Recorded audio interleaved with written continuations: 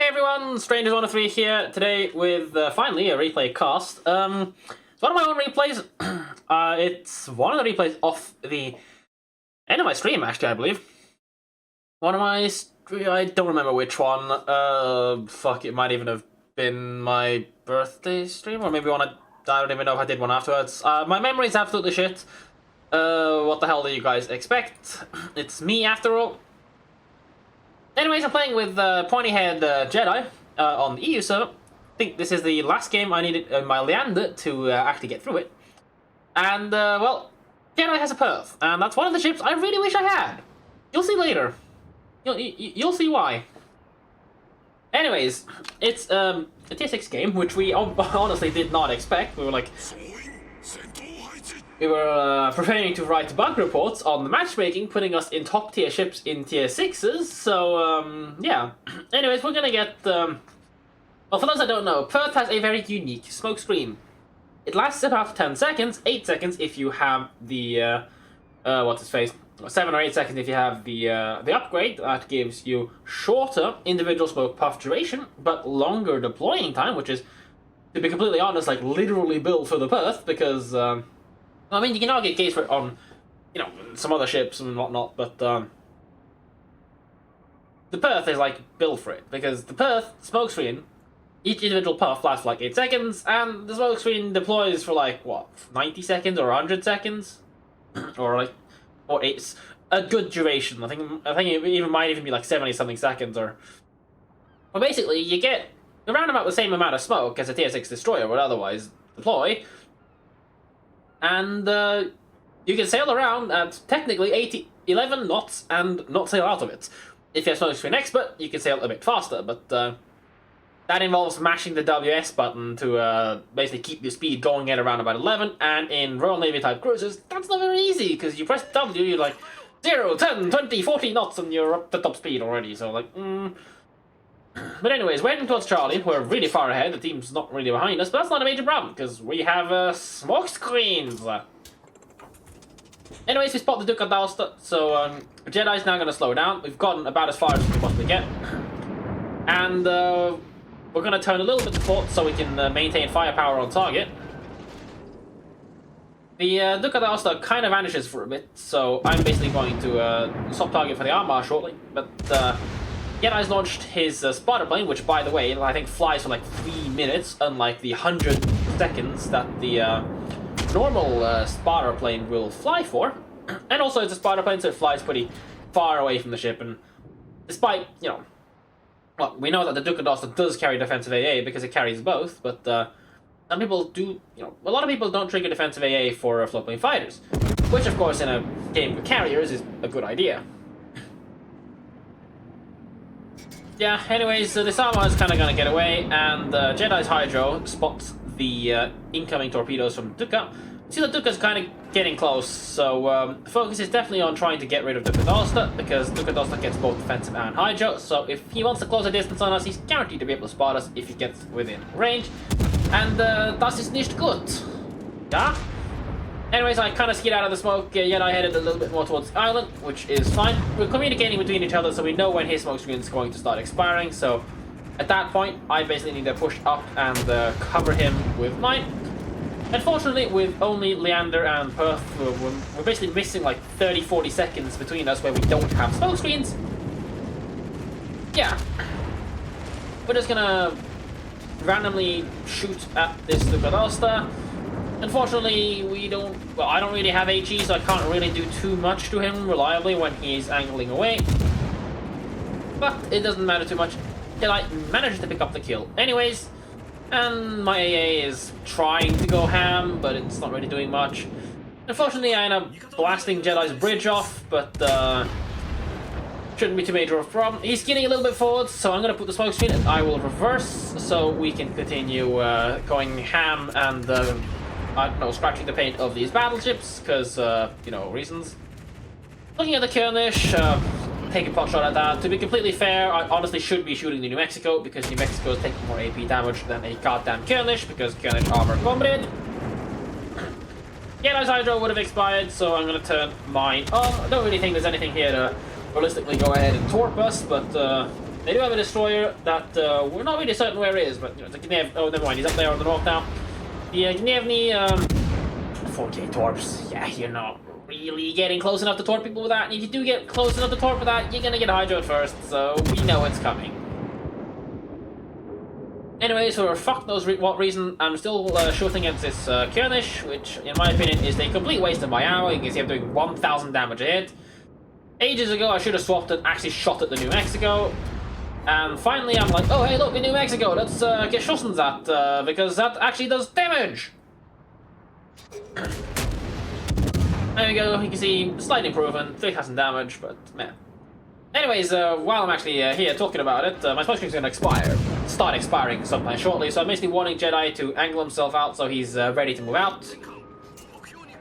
But, while I'm here, I figured I might as well talk about, well, track select target. I'm gonna make a proper video detailing why I do not have track select target turned on. Fuck my life, 512 damage.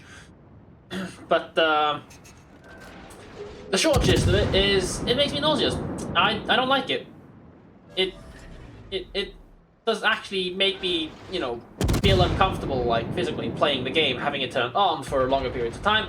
And also I've gotten used to playing without it, so that's the short gist of it. But anyways, I'm gonna make a video explaining why, in more detail, I have it turned off.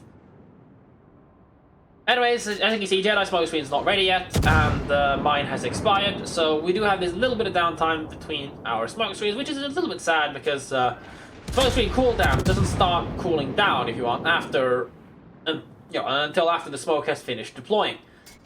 So obviously, if you have the upgrade that reduces the smoke screen duration but increases your smoke screen deploy time, your cooldown still stays the same. So you're in effect basically getting less smoke at longer intervals between, which kind of, I guess, sad. But hey, you know, gotta have some fun, kind of a downgrade, you know. Anyways, the enemies that are over here don't seem that majorly dangerous. It's Kernish. He can always RNG us down, you know, just battleship things, I guess, but you're shooting at Jedi for the moment, but don't really think we need to smoke up that much. We're 10 kilometers off him, and someone just whacked him with a really good, I think 2 people whacked him for a really hot, good salvo, so this guy's about to go down, so no need to expend any smoke. I'm making a little bit of a mistake here. I'm turning, keeping guns on starboard to shoot at this smoke. I realized that pretty fast, and I'm now trying to get my turrets to port side and continue angling, and I tell Jedi the same. Because if we chase this boat into the corner, well, like the Fuso is, he's heading into the corner, so he's going to be out of the battle for a while if he continues on like that. Same for Jedi, so I'll save for the Kirdish behind us as well. So definitely turning around like this is the better thing to do. That way we can quickly angle in towards the middle if we need to be, instead of just, you know, angling out and then getting even farther out of battle trying to run away from them. You know, targets that barely are in range. Again, one more Citadel on the bow, but Jedi's gonna get it because he had an airborne salvo. Now, of course, getting back towards Bravo, our team is points-wise in the lead, and so are we ship-wise. They've lost their carriers, so it's no bueno. They've also lost a bunch of battleships, but anyways, we're gonna go back into try-hard mode and continue with the smoke screens. And there you go. Jedi's deployed his first smoke screen. He's geared it out of it, but it's not that major of a problem because it's not a Royal Navy ship, and it you know, actually gets to deploy multiple smoke screens. Yeah, we're just gonna hammer away with the stuff that's there inside of our smoke screens, and we've got some other battleships that are nearby, so they can take some of the hits for us while we're just sitting here. Well, for me, I'm just sitting here deflecting AP shells off people because, hey, you know, Leander, Royal Navy ships do not get HE except for the Bliatfast, but that isn't really Royal Navy now, is it? It's so broken it might as well be ration. Huh.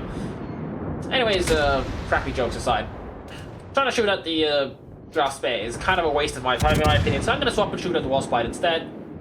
Hopefully somebody else can deal with Draft Spare, perhaps even Jedi, but I don't think he's actually in range to shoot at him if he keeps running, so because the Perth has really horrible range. I think it's got stock Leander range, so the only way he's able to, you know, actually shoot something at reasonable range is if he deploys his spotter plane.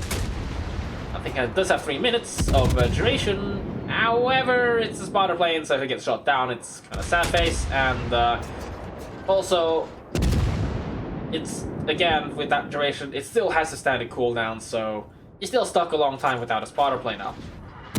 So I don't know what I prefer, the normal spotter plane or the, what's his face, the upgraded spotter, the so-called upgraded Perth spotter plane.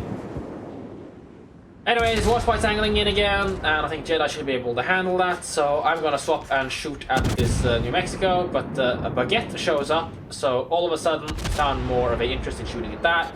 I'm gonna slow down to make sure that I do not again shoot Jedi, which obviously I end up doing again.